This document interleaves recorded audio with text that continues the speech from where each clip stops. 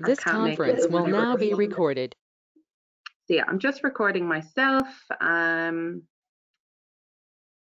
so we can send that to them later. And now I'm just going to pop you guys all on mute as well, just while I'm running through the presentation. But I'll take you off mute afterwards, so we can, have a bit of a chat.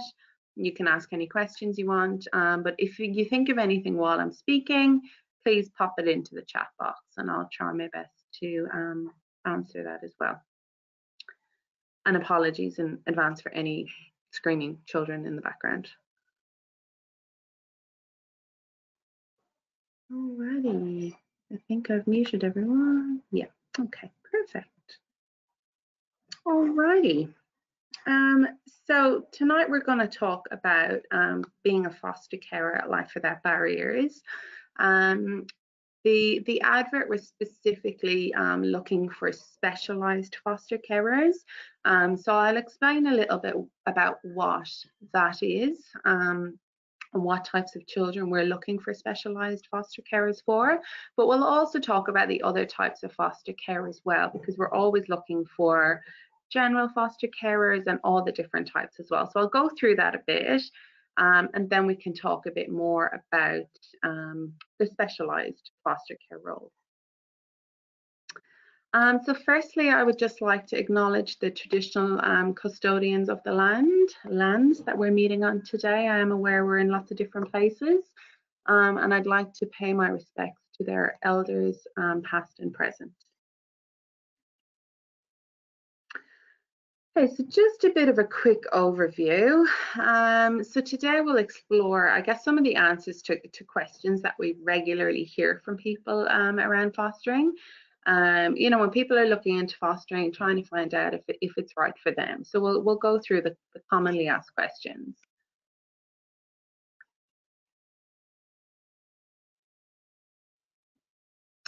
Firstly, who are Life Without Barriers? Secondly, what is foster care? Where are foster carers needed? What are the different types of foster care? A little bit about children who are in care.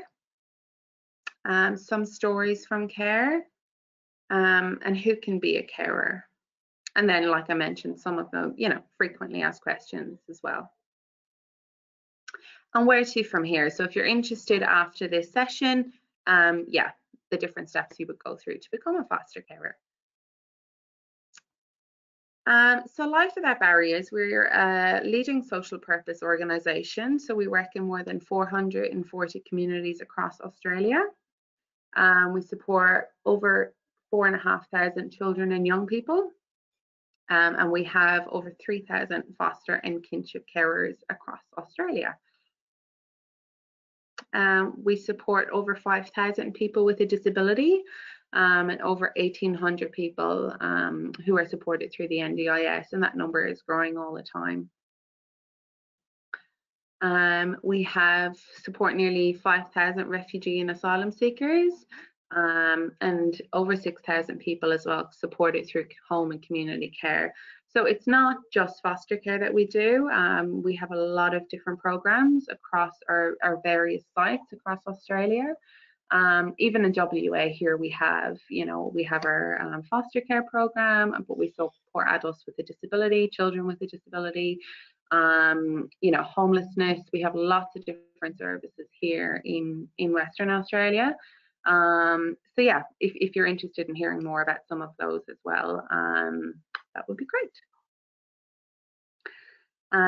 So we have 1,740 Aboriginal and Torres Strait Islander people supported by us, and we partner with 24 Aboriginal and Torres Strait Islander organisations as well.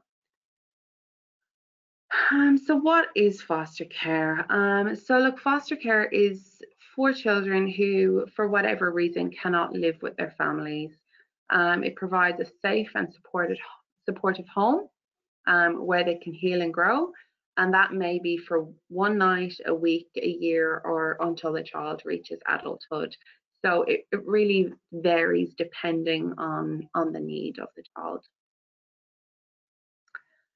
So there are nearly 50,000 children unable to live safely at home in Australia. So as you can imagine, we're always looking for foster carers. That number surprise people. Yeah, if it does, or you know, if you've any thoughts about that, even just pop it into the chat box. Yeah, I think it's quite a staggering figure. Oh, if you're aware, the presentation is no longer showing. Oh, what did I do? Can everyone else see the presentation still? Okay, everyone else can still see it, Jenny. If you can't see it, it might be something to do with your phone or your computer. But if you can still hear me, feel free to listen in, and I can send you a link to watch it afterwards. Great, I'm glad everyone else can see it. Sorry, I'm not very technical, so I can't help you at your end.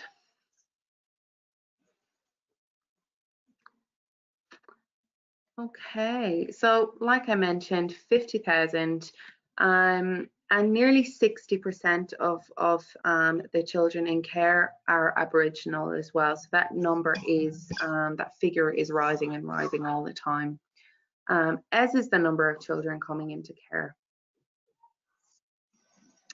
So where are foster carers needed? Absolutely everywhere. We, like I said, have, you know, quite a large number of children in foster care. If you just have a little look at the map and here in Australia, it gives you a bit of an idea. And obviously you can see the figures here in WA. And that number, like I mentioned, is climbing all the time. So it's probably higher now, even than, you know, when this presentation was developed. It's fantastic. We do have the majority of children in care still are in kinship and relative care, which is absolutely amazing. But yeah, if you see there, there's, you know, 1,633 children in different types of foster care here in Western Australia, and that number is just climbing all the time. So are there different types of foster care? Yes. There are, and we have carers who do all the different types. So again, no two children or families are the same. So some children may need foster care for a few nights, while others will need a more permanent home. So here are the different types, and look, I'll go through each of them just a little bit, just to give you a bit of a sense. And then I'll just talk a bit more to the specialised foster care role that we are looking for applicants for. So I suppose respite care, we start with respite care. We have many carers who just do weekend respite care. They tend to usually do that for the primary carers who have children through the specialised foster care programme. Now, children who come through the specialised or disability foster care programme do have higher needs. They have, you know, experienced a significant level of trauma, which may have resulted in you know, various diagnoses. There might be post-traumatic stress disorder, there could be attachment disorder, ADD. So there's various different types of diagnoses. They may have potentially an intellectual disability as well as the trauma that they have experienced from being removed from their family. So quite a number of children who have an intellectual disability, potentially fetal alcohol syndrome, autism, global developmental delay. So, you know, they're younger and they haven't been diagnosed as yet. So I suppose for us, it's around finding carers or people who are willing to undergo quite comprehensive training or have a particular skill set or life experience, or perhaps a career where you've already had some exposure to that. So some examples, we have a lot of specialised foster carers who potentially might be teachers, education assistants, may have previously worked as, disability support workers or worked as a support worker in the out-of-home care system, nurses, yeah, so lots of different professions, I guess, but they've had some exposure to a disability or working with young people who have a significant trauma. We find that that really helps because they understand what is entailed in taking this child or young person on, and the level of care that they require. We do, however, look, some people may not have much experience, but they're like, no, I really want to do this. I would like to care for a child who has a disability. These are the reasons why, but I don't have a lot of training. If we feel that you still would be a good fit, then we would provide you with all of that training. So we never, I guess, put carers in the position where they're not offered training and support when they start. So yeah, we don't, yeah, I guess, set you up to kind of go on and look after these kids without providing that background experience. But I guess specialised foster care tends to be those children who really, really need that additional, I guess, level of support and care. But the respite care, so our specialised foster carers, because the children are quite high needs, they do need a break every fortnight. So we do have respite carers then who also have that skill set to provide that fortnightly respite. So it tends to be generally every second weekend. And some of our respite carers might then become potentially full-time carers down the track, or sometimes it just fits in with their lifestyle that they will just continue to do that respite care ongoing. They might tell us, oh, we've got every second weekend available, or we've got one weekend a month. This is what we're willing to commit to. Yeah, we're happy to work around that. Then in regards to emergency or crisis care, so really there are the carers who we ring, it could be any time of the day, to take on a child or children. A lot of the time it could be a sibling group that day. So we receive referrals every day for children who have just come into foster care a lot of the time. They've just been removed from their family. And we need carers who are available to take them that night.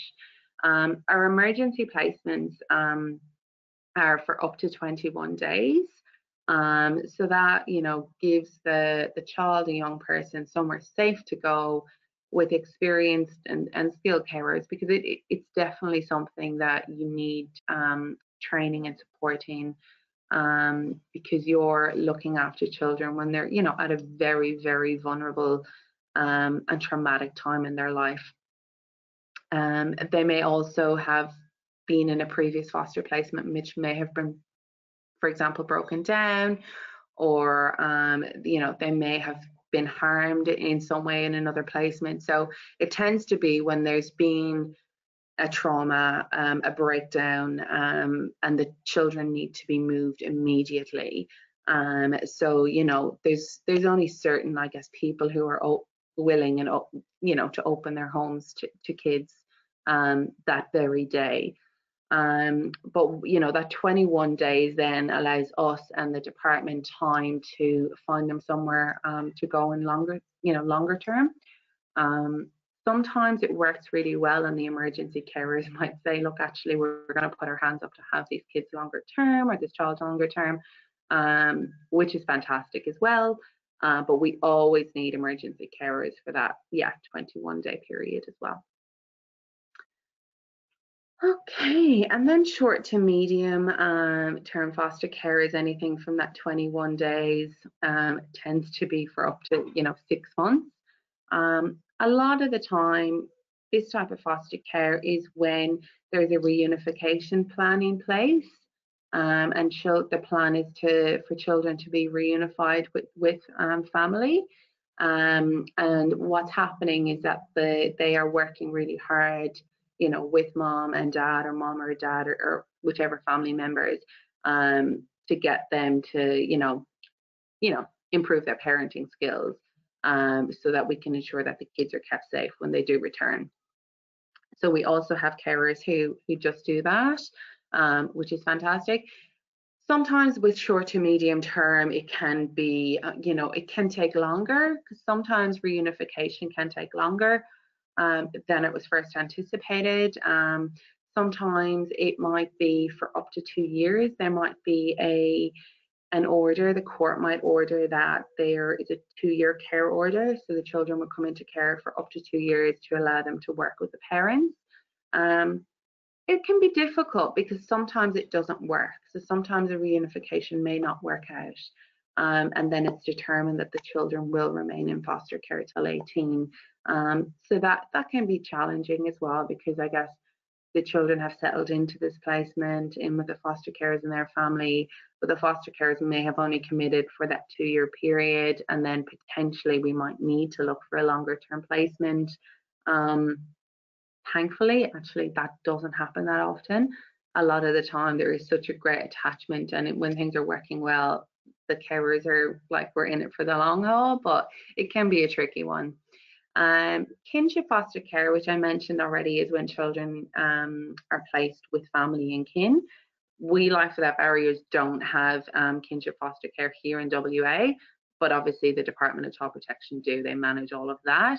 And Life Without Barriers does support other kinship foster carers in other states as well. So it's something that we will always support and work alongside the department. So, sometimes children in our care with our foster carers, and they're looking at family and assessing family, and we support that every step of the way. We understand that children should be with family wherever possible. Sometimes children might return to a kinship foster placement, but we might still link in and provide that respite care, because that family need that additional little bit of support. And then long-term foster care is when children tend to be in care until the age of 18. And we do have carers who thankfully agree to look after these kids until they're 18 and see them through their care journey. And sometimes beyond 18, let's be honest. I think a few of us were chatting earlier about, kids aren't ready to leave home at 18 sometimes. It's the same for our children in care. So sometimes they will stay longer. Sometimes in the case of, especially our specialised foster care programme, if there is a diagnosis of any sort of disability, we are then able to, well, we would have the whole way along include the NDIS as well, so that there is support for that young adult once they turn 18, to have a level of support and care based on their needs. So, depending what it is. So sometimes these young adults actually remain with their foster carers, and it just transitions across to kind of a host care situation where we still support the family, we still support the carers, and we still work with the young person to meet their goals. So their goal might be to move out and to live independently, but they might not quite be ready till maybe they're 19, 20. So yeah, so that sometimes happens as well. So you might get them for longer than 18. So yeah, just a bit of an idea there. Sometimes there are different programs that we obviously have, and we support where we can. We support the young person post 18 as well. Okay, I'll keep going. I still find these things quite challenging, where you're just chatting away to yourself and you don't get any feedback. So that's just a little bit about our family group home as well. We are always looking for family group home carers in Kalgoorlie and Broome. So I guess if any of you are interested in relocating or potentially flying back and forth to Kalgoorlie and Broome, that's also something we're always looking for. So yeah, what is Life Without Barriers approach to foster care? So look, we have a guiding principle, a therapeutic framework that we use, which is called CARE. It's creating conditions for change. It was a program developed in the US by Cornell University in New York. And it sits alongside therapeutic crisis intervention training, which is also very popular training worldwide, which we also run and support our carers to do. So it's really all about working therapeutically with young people, and how as an organization we can work in a therapeutic way and create those conditions for change. So it really starts from the top down. So it's very important for us that all of our staff, all of our carers really embed this practice so that we can have conditions where a young person can heal. So that means, I guess, the first guiding principle is being relationships based. So relationships really form the core of everything that we do. We know that children need trusting relationships with adults so that they can build the emotional and social confidence. You know, it's the first thing we do, really. It's how you, as a carer, you know, you first off, when a child comes to your home, you know, you're down at their level, you're forming that relationship with them, so that they can learn to trust you. And learning to trust, you know, you as their carer means that they learn that adults are can be safe people. Remember, these children have come from a place where the adults can't be trusted and they aren't safe, and the people who were supposed to look after them haven't done that. So it's so important for them to be able to form that relationship. And children, research has shown that children just need one person, so one meaningful relationship with an adult in their life to be successful. So yeah, just some food for thought. Developmentally focused is the next one. So having strategies, which I guess are where the child's at. So as you know, research tells us children who come into care sometimes do not, I guess, function at the developmental level in which they should for their age. They tend to be a little bit behind sometimes. They might have missed school. There might be a diagnosis of some form, and they've grown up in a traumatic environment. So developmentally, they may not, you know, be where they're supposed to be for, you know, a 13-year-old, for example. So it's really important for us that we look at the young person, we see where they're at developmentally, and then we work with you as carers to tailor any programs and strategies to meet that.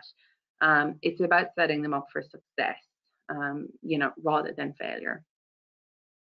And having strategies that they understand as well is really important. So the third one then is always being trauma informed. If you decide to, you know, progress with your application, there will be training provided in trauma.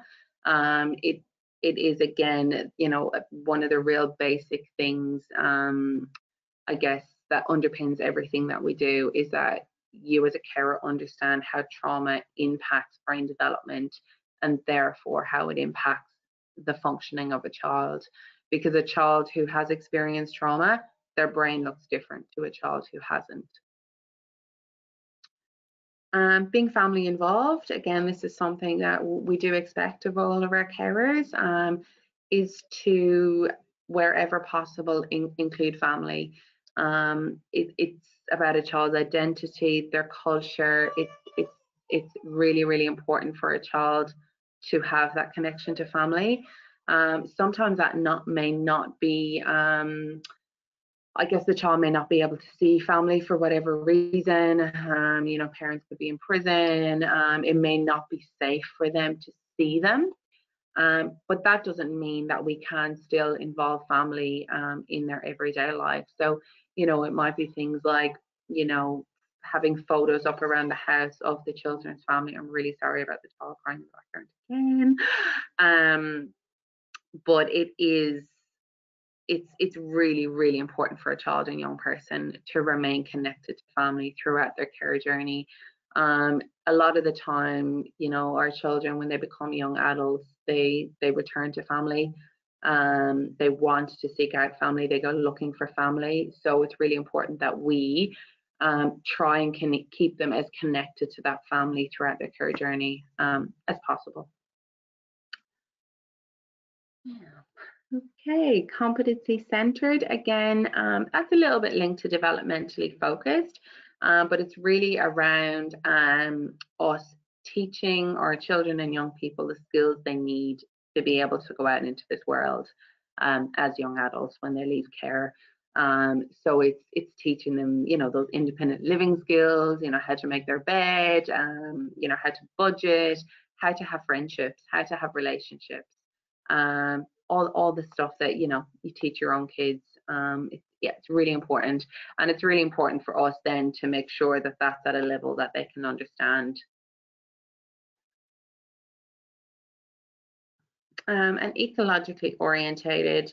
So again, this is really around the environment. So research tells us the environment in which a child is in needs to be a supportive environment for them to be able to succeed. So, you know, it needs to be a warm, inviting home. It needs to be with supportive, caring models who show them how to look after themselves.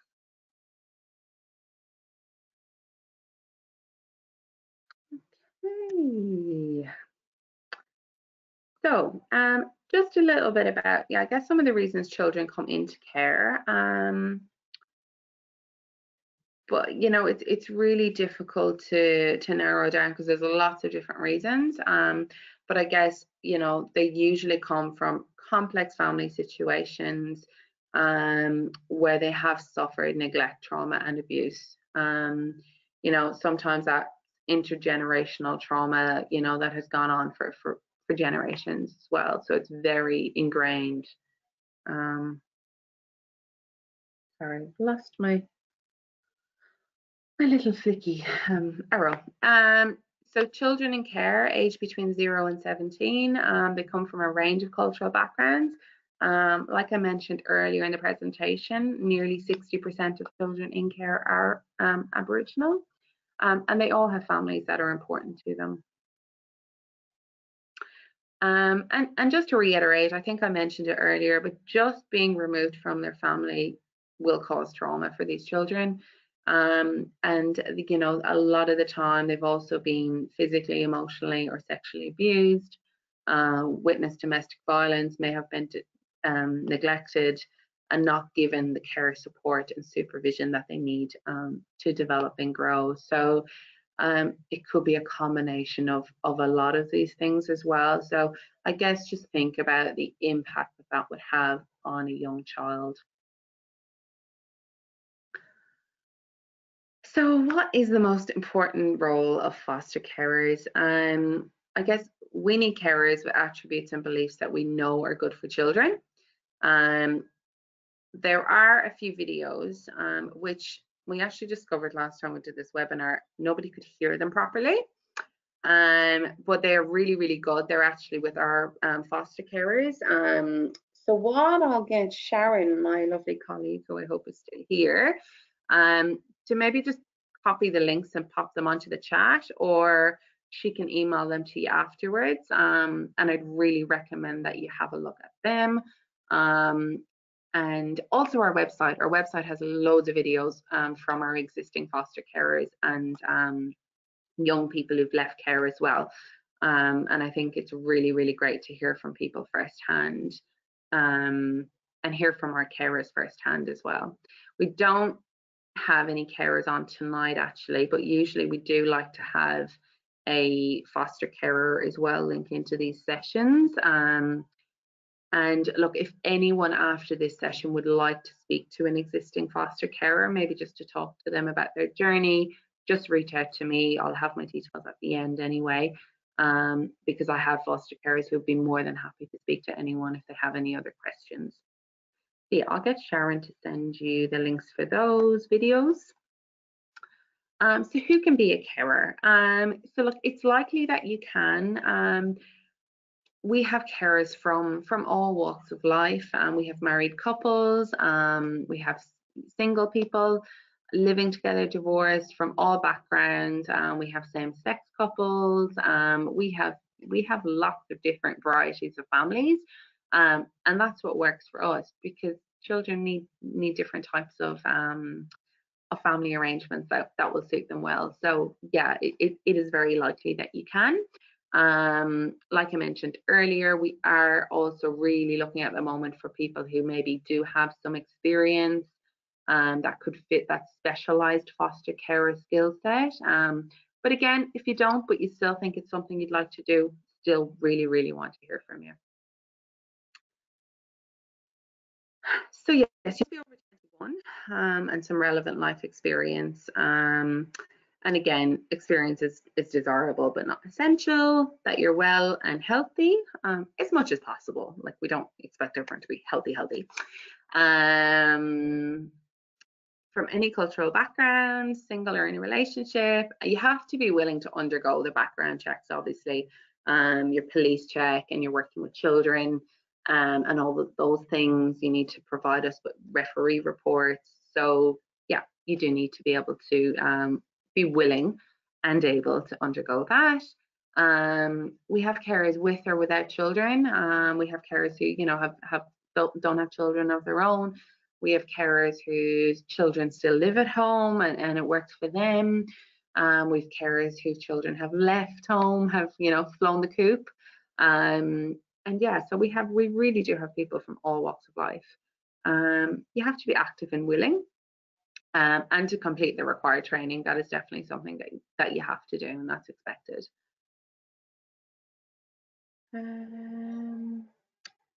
Just some frequently asked questions. Yeah, I already answered that. So of course you can if you're single.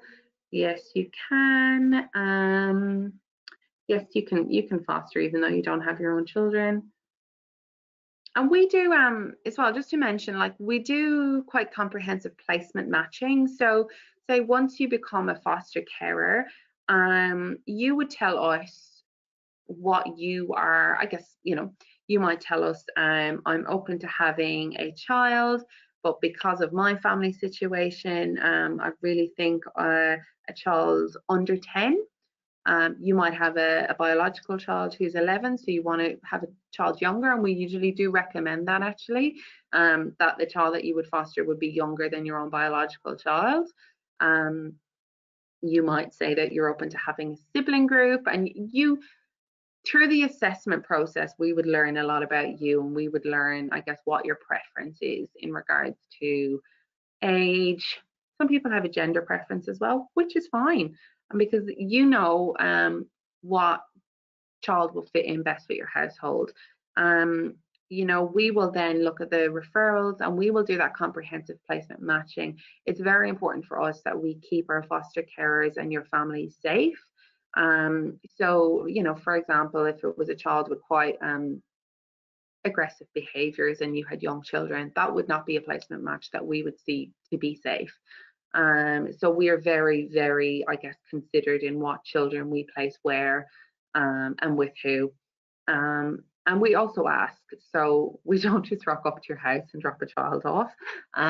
We would, you know, even our emergency foster carers, we would give you a call. We would talk through the child's their history and what they need. So you would be made aware before you'd have to make a decision. So yeah, just so you know that as well. Great foster carers. So what makes a great foster carer? Patience and understanding, I think, is definitely the top one. Acceptance and availability. Again, it's important for you to let us know what your availability is. And if it's not 24/7, that's okay. If it's just a weekend here and there, that's fine. A commitment. It's really important that you have a commitment to making these children's lives better. You know, whether that is as a respite care or emergency care or a long-term carer, you need to be committed to that. A flexible approach is really important. You know, people sometimes potentially might have had very fixed views about discipline or something, for example, from maybe rearing their own children. And I guess we try and really work with you around that and having a flexible approach. And that's because these are not your own children, and you haven't potentially formed that attachment with them yet when they first come into your care. They have a significant trauma history. So sometimes it's around really being flexible with them, and implementing consequences which are, natural rather than punitive, and things like that. But we run through training, so we never, I guess, don't give you the tools to be able to work that stuff out. That you have some time to give. Sometimes people do apply to foster, but when we go through it, they have no time to give, and it's very obvious. They might say, "Oh, I've got, a weekend every few months or whatever." It's not really enough time. So while I say we're I guess flexible around your availability, you need to at least have, at least a weekend a month. Give us a minimum. Thank you. And a commitment to maintaining and strengthening family relationships is really, really important as well. Okay, about the process. So how long will it take? Usually takes around 3 months. Look, 3 to 6 months is usually how long that will take. 6 stages. So basically, you've attended an info session, which is the first step. From here, we will pop up the Call Me Back form link. Sharon, actually, can you grab that? I don't know where I put that link. Pop it up into the chat box. I've also left my phone number, I think, at the end of this presentation as well. So yeah, there's lots of ways you can touch base with us afterwards. Then from there, you would have a initial, we call it an initial phone screening. So one of our team would call you, and they would go through a questionnaire with you to make sure that fostering is right for you. So that would take about an hour.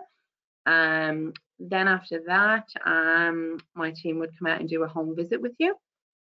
So they would bring out the probity paperwork and things like that to get it all filled out. And we would do a home safety check at that point as well. So then there's a bit of paperwork, just a little bit of paperwork to fill out.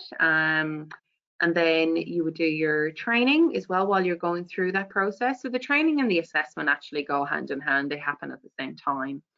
And then you would come, your assessment report would be written up, and it would come to a panel for approval. So yeah, that's the 6 stages. We will obviously talk to you in a lot more detail about those 6 stages, should you want to proceed from here. But if you have any other questions, feel free to just pop them in the chat box, or we can chat in a second.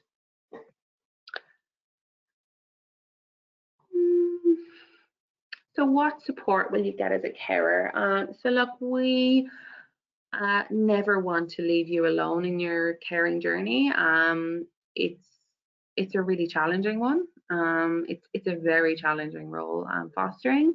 And it's really important for us that you feel supported, because then the children in your care feel supported as well. So these are a few of the things that we do offer. Obviously, training, like I already mentioned. We do have a 24/7 on-call support service. So outside of office, you're allocated a caseworker. So you would have a caseworker who supports you, your family, and the child in your care.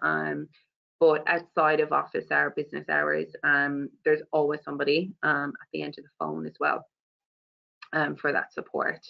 There is financial support, so you are provided with a financial reimbursement for caring for the children. That varies, depending on the child's level of need. So if you have any more questions about that, we can chat about it later. It is a reimbursement. It's not a wage. It's not taxable. So our carers do sometimes work and stuff like that as well. But we do say to our carers, please do not give up your jobs just to foster, because I guess sometimes that can be quite challenging as well. Should a child leave your care, the financial support would cease. Specialist supports, we do have a team of, we have a team of clinicians, so psychologists, who provide a lot of, support around behavior support and things like that. Say the child in your care had a behavior that you were finding challenging to manage, they would really work with you around that as well. Respite, I mentioned respite earlier. So our carers who, especially who do specialised foster care, tend to have respite every fortnight, and carer networking as well. So we like to link our carers up together with other carers as much as possible. So we do, like, when we can get together, have morning teas, and really support those peer relationships, because I guess research tells us, and we're listening to what our carers are saying to us, they feel really supported by other carers as well. Sometimes they don't want to listen to us anymore. They want to hear from someone who's doing it as well, which is amazing. Okay, what else?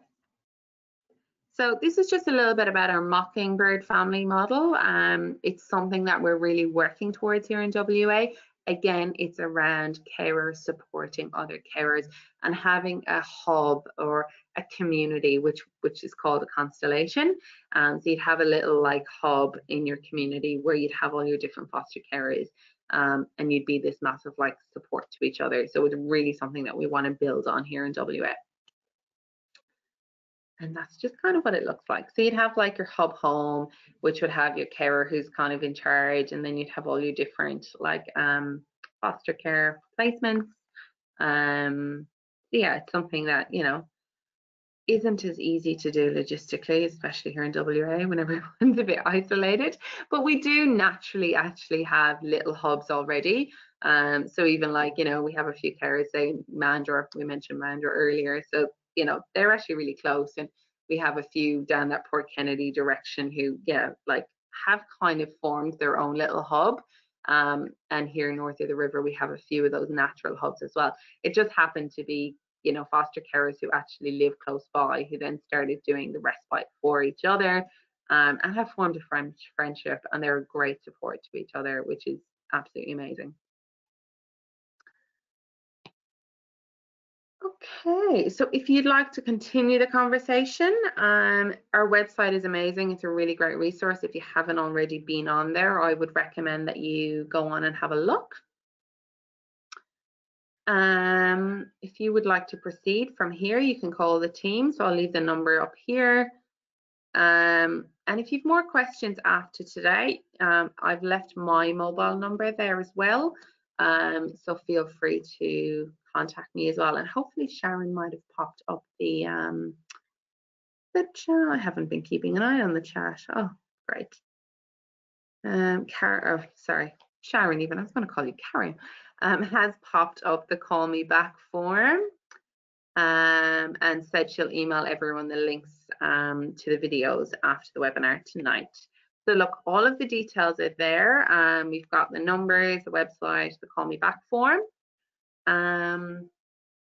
Let me just, I'll take you guys off mute, and if anyone would like to ask any questions, feel free.